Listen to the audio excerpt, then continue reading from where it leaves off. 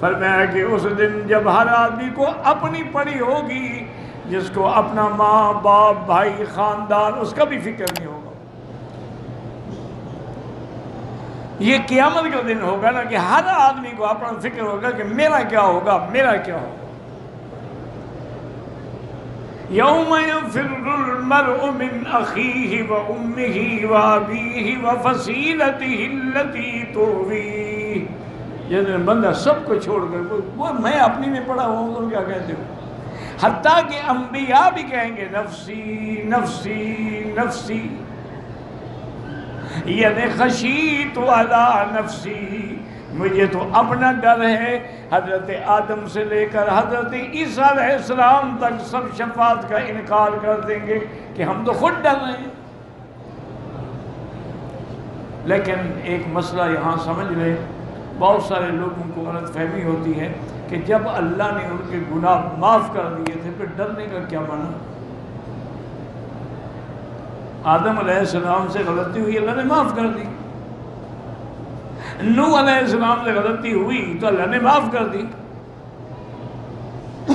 اسی طریقے سے جہاں جہاں کسی پیغمبر سے کوئی بات ہوئی ہے تو اللہ نے معاف کر دیا.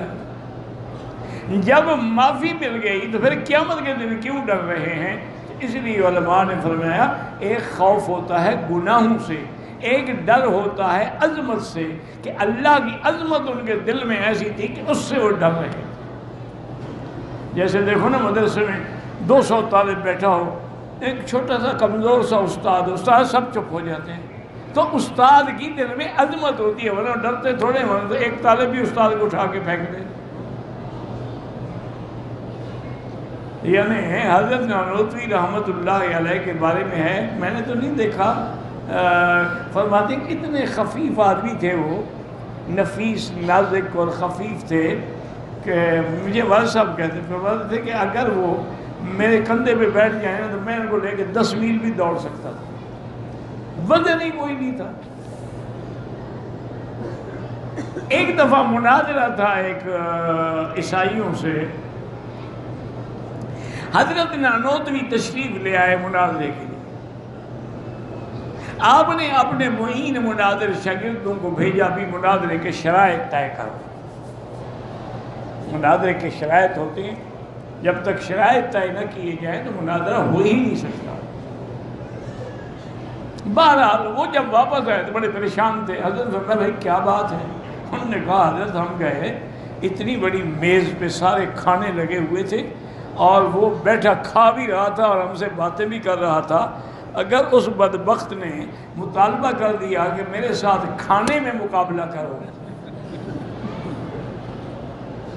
تو آپ تو اتنی سا کھاتے ہیں اور آدھا گلاس دودھ بھی نہیں پیتے ہیں، پھر آپ کیسے مناظرہ کریں گے؟ حضرت نانوتوی پہ اللہ کروڑ رحمتیں فرمایا بھائی ہر مناظرہ مجھے مولوی قاسم نے تو نہیں کرا، تم کس لیے ہو؟ اگر کھانے پینے کا معاملہ ہوا تو میں تمہارا مناظرہ کرواؤں گا. اور اس کے بعد فرمایا کہ زیادہ کھانا تو بھائی بھینس سب سے زیادہ کھا جاتی ہے، پھر کیا وہ بھی عالم ہوتی؟ فرمایا ہاں ایک مناظرہ ہو سکتا ہے کہ ہم دونوں نہ کھانے میں مناظرہ کریں، اس کو بھی اور مجھے بھی ایک کمرے میں بند کر دیا جائے اور 3 دن کے لیے نہ کھانا نہ پانی، نہ جو بل گیا وہ جان چھوٹی، جو بچ گیا وہ جیت گیا. اس طرح مناظرہ کرنا ہے تو کرو، میں تیار ہوں. وہ تو اللہ والے لوگ تھے نا جی. آج ہم تو سارے پیٹو لوگ ہیں. آج تو ہمارے مدرسوں میں طالب آنے سے پہلے مینو پوچھتے ہیں کہ یہاں کھانے میں کیا ملتا ہے. یہ دور بھی دیکھنا تھا. ہم جب پڑھتے تھے نا جی تو مختلف گھروں سے روٹیاں آتی تھی اور کوئی ساگ دیتا، کوئی دال دیتا، کوئی کچھ دیتا، کوئی اچار دیتا، مختلف. اتنا بڑا پیالہ تھا ہمارا تو حضرت فرماتی اسی میں سب ڈال دو. وہ سارے اسی میں ڈالتے تھے اور وہی مانگی ہوئی روٹیوں سے کھاتے تھے. لیکن میں اللہ کے حرم میں بیٹھا ہوں، وہ جو لذت تھی وہ آج تک نہیں ملی. حضرت نے فرمایا بیٹا یہ رزق حلال ہے، اس لیے اس میں لذت ہے. اس دور میں کبھی ہم کے طالب تھے، ہم تہجد بھی قضا نہیں ہوتی تھی، رزق جو حلال تھا. اب اگر رزق ہی حرام ہو تو چاہے مکے کے کعبے کے اندر بھی سو جاؤ تو تہجد نہیں ملے گی۔ یہ اللہ تبارک و تعالیٰ کی شان ہے، رزق حلال میں جو برکتیں ہوتی ہیں وہ کسی اور چیز میں برکتیں نہیں ہوتی ہیں۔ تو اس لیے ہمیشہ یاد رکھیں کہ اگر کسی نے ہجرت اپنی ذات کے لیے کی ہے تو پھر اس کا کوئی ثواب نہیں ہوگا۔ فرمایا یوم تأتی کل نفس تجادل عن نفسها، یعنی باپ بیٹا کسی کے لیے اپنی ذات کے لیے،